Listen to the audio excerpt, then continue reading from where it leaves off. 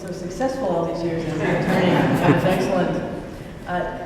Now I want to invite forward Councilmember Ellen Cohen, who has been a champion on this issue and I guess really started us down this path with her offering in her first year on council of the SAFE ordinance.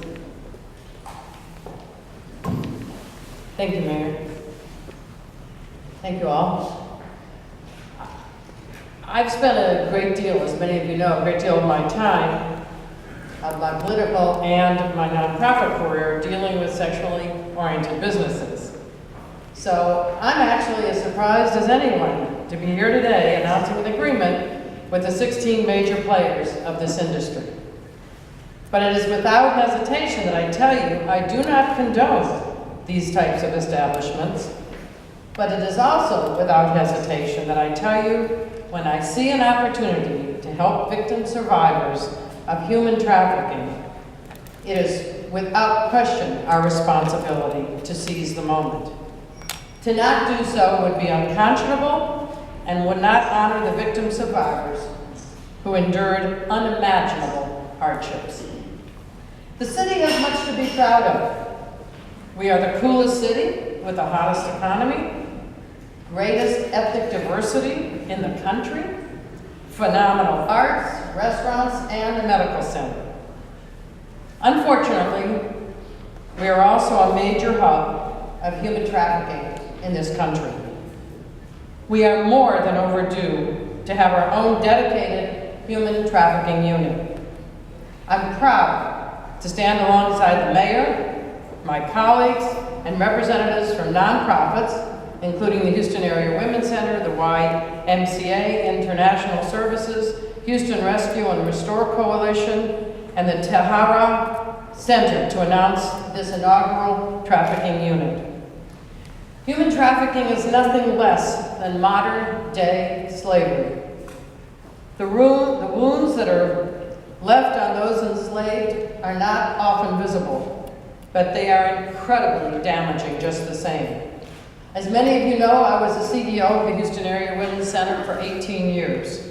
And during that time, I saw firsthand the damage that trafficking could do. If HPD's new human trafficking unit can bring more victim survivors out of the darkness and put more offenders in our prison, which I am convinced they will be able to do, then the importance of this agreement speaks for itself. I want to specifically thank City Attorney Feldman for working with me and for his tireless efforts to reach this agreement.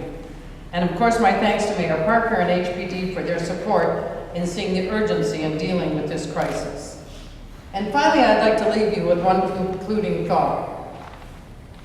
Since most of us have never met knowingly someone who has been dealt in human trafficking, I want you to do me a favor. I want you just to close your eyes for a second. Even those of you behind the cameras, they'll work by themselves. Just close your eyes for 1 second. And think of what the daily lives must be like and the horror that human trafficking victims have. Picture what a human trafficking survivor might look like. Close your eyes and picture it. What's their language? How old are they? What sex are they? What color are they? What country are they from? Okay, now picture that that person is your daughter, your son, your family member, or your friend. Let's continue to do everything we can to protect those who cannot protect themselves, so that one day we might say, the city of Houston is not a hub of human trafficking, but the center of the fight to eradicate it.